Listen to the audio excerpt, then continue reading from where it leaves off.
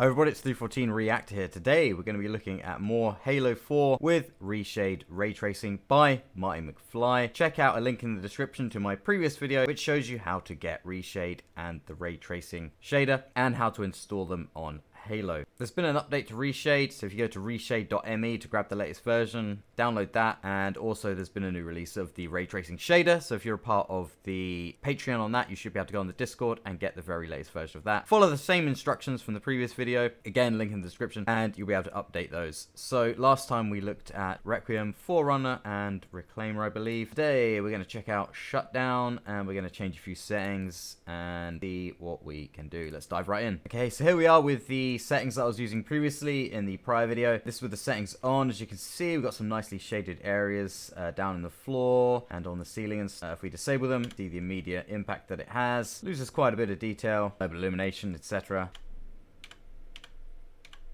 So what I really like is under the floor panels here, you can see there's extra shading added.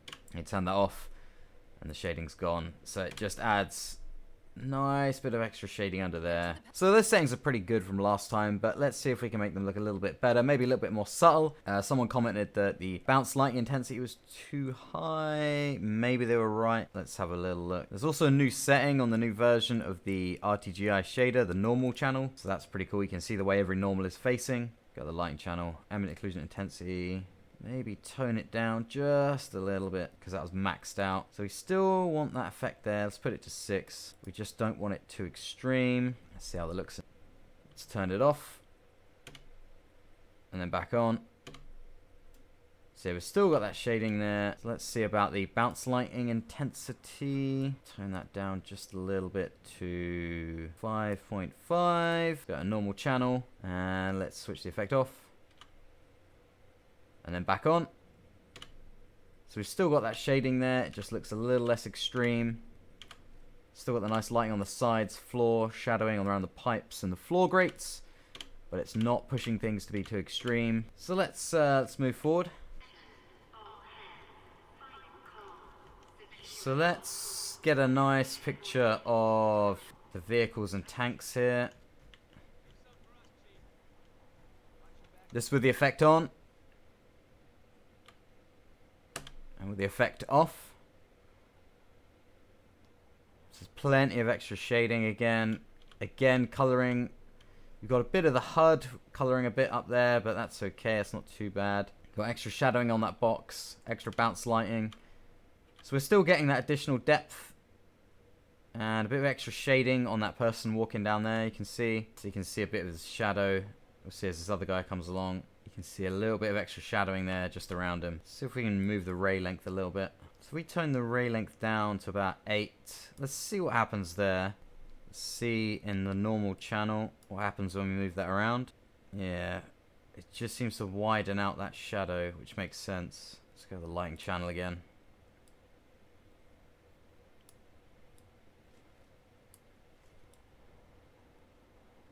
I think it's best just to crank up to 20, to be honest. You can see it's actually affecting that shadowing and how far it goes, bounces out. So the higher, the better on that generally, I think. So I'm just going to leave that at 20. It's an experiment. Let's crank the number of rays right up. So that's 20. And the frame rate has dived to like 22. And you can tell shadowing and shading is a bit sharper, but not completely noticeably. There's only a really noticeable drop when you go from 3 to 2 to 1. Other than that, it's just kind of diminishing returns. So let's always keep that at 3. There's no need to really turn that up. Again, let's look at the new settings that came in a couple of releases ago. Precise light spreading, simulation of back face lighting, alternate intersection test. So this is where the shadowing looks a bit too sharp, looks nowhere near as good. And then you crank on all these effects. And the way that it bounces the light is much more accurate. So we've got 73 frames a second with all 3 of those off. All 3 back on. Shadowing looks much nicer, blends much nicer. And we lose about 3 frames a second max. Not too bad at all. That's toned down the ambient occlusion and bounce lighting a little bit. So let's see if we can dive in the Pelican and see what we can see on the outside. Alright, so let's check out this area quickly. Let's turn the ray tracing off. And then back on. It'll be okay. So that, again, quite a subtle effect. The lighting at the top there looks really nice. There's even subtle bits of shadowing, like at these bits here. Extra lighting bouncing off the engines, it seems. So let's launch.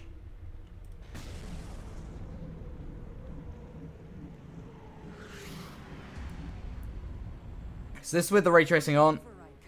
And let's turn it off.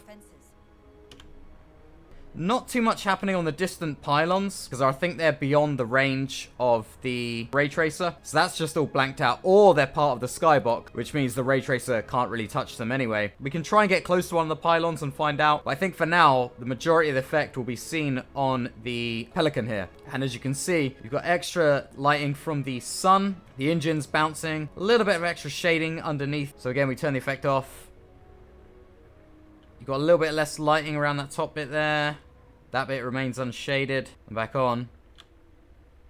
So it's a subtle effect. You've got a bit of extra shadowing in here. Especially around the engine bits here. Extra shadowing in there. Let's see if we can get close to a pylon. Because you can actually land on this one. There we go. So you have to get really close to these objects. I'm seeing some sort of shadow from the Pelican. Again, with all those settings off. It's much nastier shadow. Yeah, look at that. So you've got like bits of light coming from there. Precise light spreading tapers that off a little bit. Backface lighting cranks on more light from the engines there and gets a little bit of a reflection on the underside bits there. And then alternate intersection really just cleans it up. So let's check out this bit here. So the ray tracing on. Ray tracing off. Whoa, look at that. And then back on again.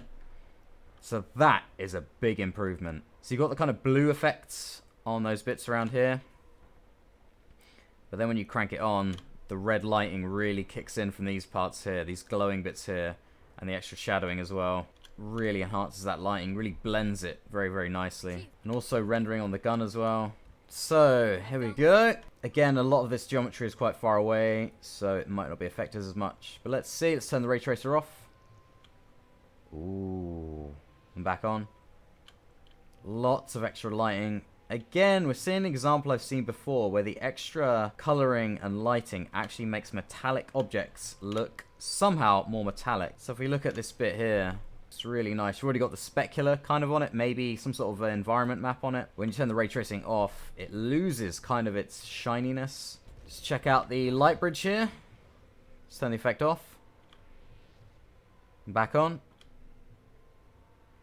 See, it really adds something to that energy effect in the light bridge. Enhances the color. The projectors there in the distance got a bit more lighting to them. That bit there. So if you turn the ray tracer off. And then back on. You can see it's adding that extra bounce lighting in there. That additional lighting.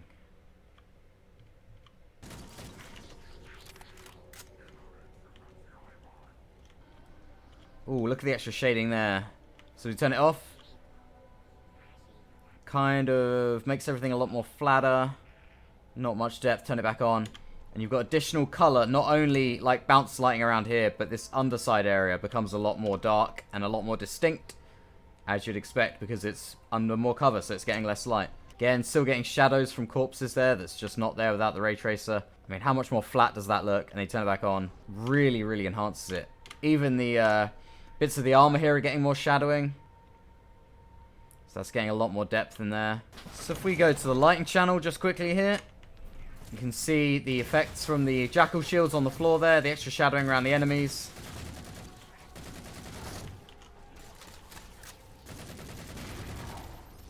I forgot how useless those grenades are. So we turn the effect off and then back on.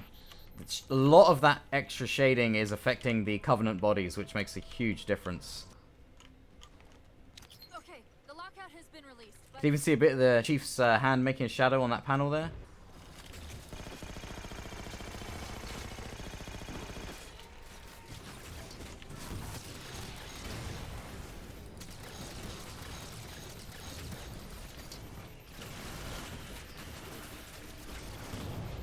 Finally got our hands on the Promethean weapon here, so we can see how the ray tracing affects that. Let's flick the ray tracing off.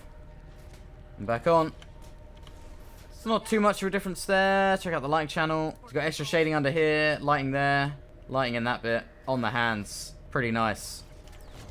So I think this is pretty much what we're going to see on this level with Promethean weapons and the sort of environment we're in. So let's move on to another level. So the final level we can look at on the flighting is Composer. So let's jump right in.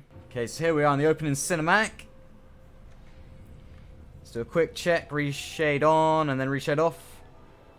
So not too much difference there. Again, distance geometry. But there should be a close-up shot of the Chief coming up.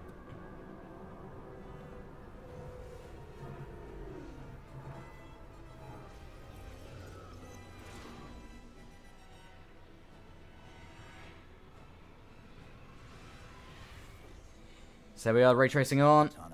Turn the ray tracing off. It's quite a dark scene anyway, but whoa, until that sun appeared. A halo? Installation 3. And turn it back on. That's where Infinity found the coordinates for Requiem. Then why are they bypassing it? So again, lots of extra shading on the suit there. What are you waiting for? That station's not gonna save itself. Extra bounce lighting. Bit more subtle there. I mean, that scene looks good anyway.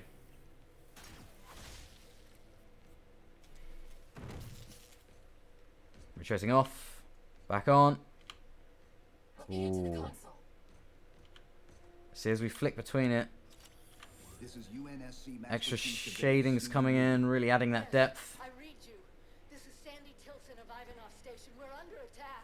They're after a Forerunner artifact you took from the Halo ring. How do you know about that? Doctor, I need you to protect that artifact until we arrive. Send whatever... Do you know what that condescending bitch said to me after our first game of chess? Cortana. Even I don't call him by name anymore. Correct your approach. Yes, well, he also said he works better alone.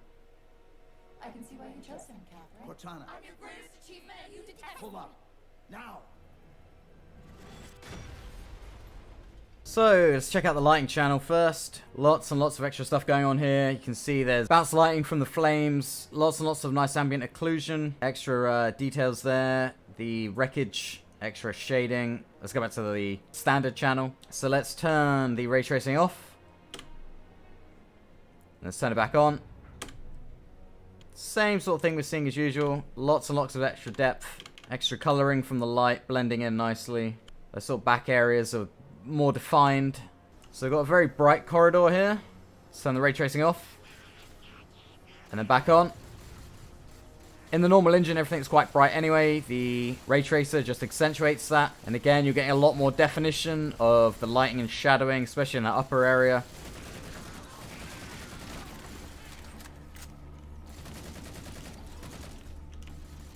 So there's some possible examples here of where the bounce lighting might still be a bit too high. So some of the bodies have a bit too much of a glow to them, a sort of plasticky sheen. Maybe we can lower the bounce lighting a little bit more. 4.8. We're still getting that lovely bounce lighting, but less of an artificial glow on the bodies themselves. So this area is pretty good. Let's turn the ray tracing off. And then back on. So again, even with the ray tracer off, everything's quite bright, so that's within the game. And then you turn it back on, you do actually get a bit of extra shadowing. There's a bit of an effect on the hair there, which is not so good. The ambient occlusion is struggling to render around that. Looks a bit odd, but overall, not too bad. So even through all this, I'm still getting 60 frames a second. Don't think it's dipped below that so far. And I'm running on a 2080, 4K as well. So like I said in my previous video, if you're running 1080 or 1440p, and you've got a decent card, this should be fine for RTGI. So in the lighting channel you can see the Jackal's shields are glowing nicely. There's lots and lots of flash from where Plasma's landing.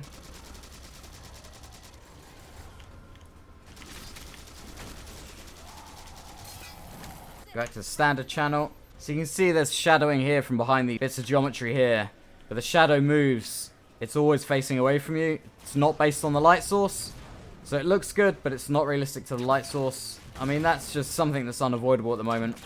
Because this is post-process. So that's the global illumination and the shadowing ambient occlusion all working really, really nicely together. If the whole game was to be fully ray traced with like hardware, that would be very, very nice. And you'd have all these effects all working together, possibly even with the reflections as well. let's see, just on the mention of reflections there, let's see if we can get some SSR in, screen space reflections. Let's turn it on with default settings. So that takes the frame rate down quite a bit. We're down to 51 frames with that on. The thing with SSR and Reshade is that it can't determine between surfaces. So some levels will look weird because they'll be adding reflections to a thing that shouldn't reflect. In terms of this level, where it's mostly metallic, it makes sense. So you've got a nice reflection of the geometry and bodies on top of it as well. Let's turn the effect off. And then back on. So in combination with the RTGI, we're getting, again, more depth and more of a sort of sense of presence in the overall scene. But it has dragged that frame rate down. So you can see the hunters being reflected there in the ground. Which is a really, really cool effect. So we turn the effect off mid-battle. You've lost all of the reflections, except the in-game specular stuff and cube map stuff. And also the additional shadowing and coloring from the ray tracing. But back on, really adds a lot to the scene. So again, you can see the characters reflecting in the floor there. Desperately hope you know why all this is happening. Because to be honest, my objectivity isn't doing me a whole lot of good right now. It took 3 months. And the biggest starship the UNSC could throw at it just to relocate it here. Unless you're a lot stronger than you look. Can you give Cortana access to the station's supply manifest? What for? If we can't move the composer, we have to make sure the Didact can't either. 7 excavation-grade havoc mines. So if we turn the effect off. Turn this base into a pinata. I'm sorry, Doctor. Keep routing your people to the Yeah, centers. really smooths out the lighting from the old game there. You won't have much time. You could say it makes the areas in the back too dark, but I think with the toned down ambient occlusion, that's not so bad.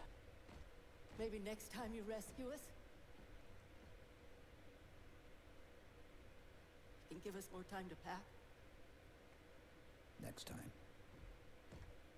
So I've turned the SSR off, but I've added in DLC sharpening. And you can see, as we flick between it, you can see it's adding nice sharpness to the environment, especially to the gun there. You can see the scratch marks on there, but without being too overly sharp. And I think that's a nice addition alongside the RTGI. So let's have a look at the Forerunner artifact here. This with the ray tracing on, and ray tracing off.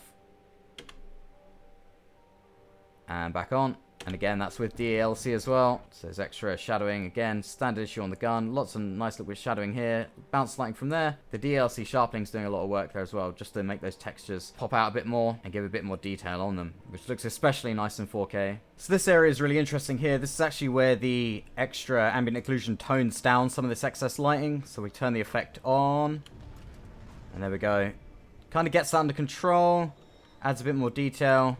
But you've still got the lighting there. But you've also got the additional bounce lighting and shadowing there, making the scenes, lighting a lot more realistic. So you can see here in the lighting channel that light spinning around. Nice stuff going on there. All the bounce lighting. Some real-time shadowing coming off of it from the rays. Let's go back to the standard channel. The ray tracing on. And then the ray tracing off. And then back on. A lot of lighting going on here. So this with the ray tracing on. And the ray tracing off. And then back on.